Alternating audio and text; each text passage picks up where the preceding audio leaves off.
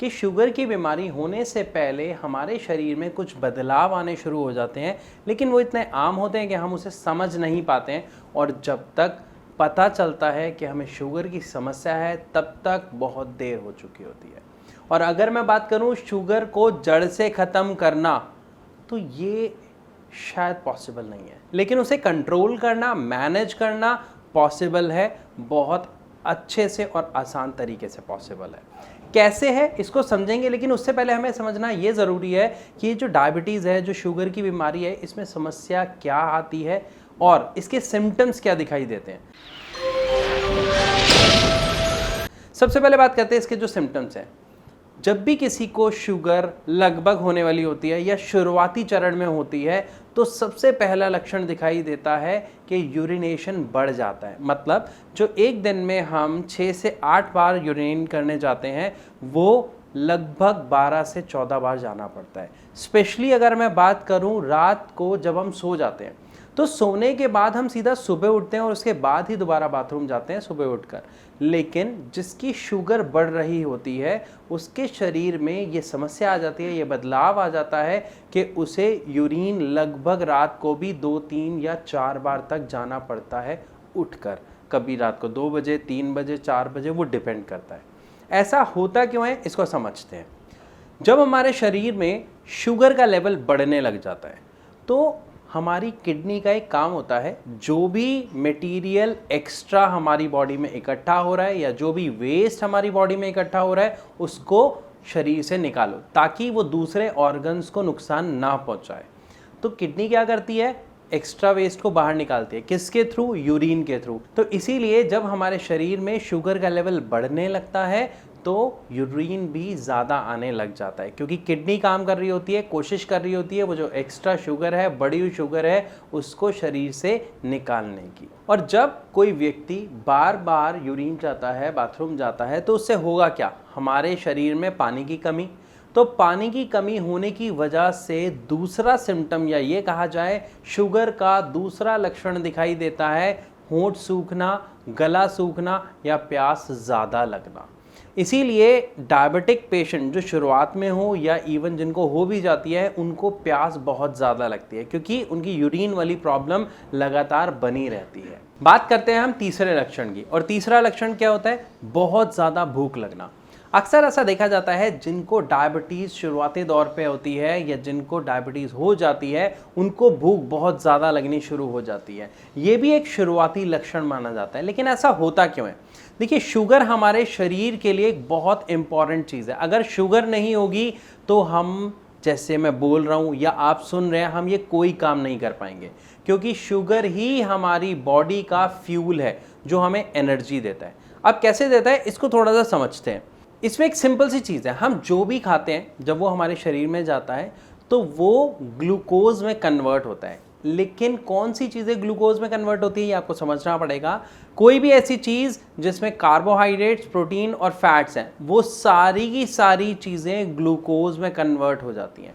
और जब हम कुछ खाते हैं, ग्लूकोज हमारी बॉडी में बनता है, तो हमारे शरीर में एक अंग होता है जिसका नाम होता है पेनक्रियाज। उस पेनक्रियाज से इंसुलिन नाम का एक हार्मोन निकलता है, जो हमारे उस ग्लूकोज को हमारे सेल्स तक पहुंचाता है। और जब सेल्स उस ग्लूकोज को कंज्यूम करते हैं तो हमें एनर्जी मिलती है। ये एक पूरा प्रोसेस होता है। लेकिन एक डायबिटिक पेशेंट के साथ ये वाला जो प्रोसेस होता है, ये कहीं ना कहीं बिगड़ जाता है। क्यों बिगड़ता है? जो आपकी पेनक्रियाज है, उसमें जो इंसुलिन बन रहा है वो या तो फॉल्टी हो जाए, मतलब ऐसा इंसुलिन जो सेल्स एक्सेप्ट ही ना करें।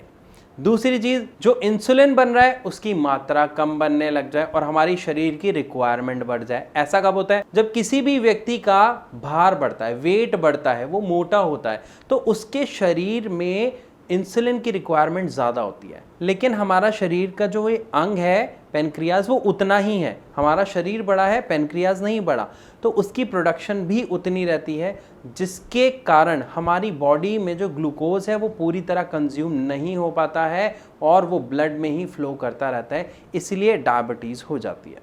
और जब हमारे शरीर को एनर्जी नहीं मिल रही है, हमारे शरीर में ग्लूकोज बन रहा है, पेनक्रियाज में से इंसुलिन भी बन रहा है, लेकिन वो फॉल्टी बन रहा है, तो जिसकी वजह से ग्लूकोज पूरी तरह कंज्यूम नहीं हो पाता है, हमारे सेल्स को ग्लूकोज नहीं मिलता है, जिसके कारण हमारे शरीर में भूख की सिचुएशन ज़्यादातर बनी रहती है और एक डायबिटिक पेशेंट को भूख बहुत ज़्यादा लगनी शुरू हो जाती है। तो ज़्यादा भूख लगना भी डायबिटीज़ का ही एक लक्षण है। तो अगर आपको इनमें से कोई भी लक्षण दिखाई देता है तो सतर्क हो जाएं, टेस्ट कराएं और देखें कहीं आपको डायबिटीज़ की प्रॉब्लम तो नहीं है। चलते हैं अपने चौथे लक्षण पर, और चौथा लक्षण होता है थकान फील करना। अभी हमने समझा कि हमारे सेल्स को जब ग्लूकोज मिलता है तो वो एनर्जी में कन्वर्ट करते हैं, लेकिन जब वो ग्लूकोज मिल ही नहीं पा रहा है तो एनर्जी बिल्कुल सही नहीं मिलेगी, और जब एनर्जी नहीं मिलेगी तो हमें कैसा फील होगा? थका हुआ। इसीलिए टायर्डनेस मतलब थकान भी डायबिटीज़ का एक लक्षण होता है जो आम तौर से डायबिटिक पेशेंट में देखने को मिलता है। चलते हैं अपने अगले लक्षण की तरफ, जो है किसी भी चोट का या घाव का ठीक ना होना।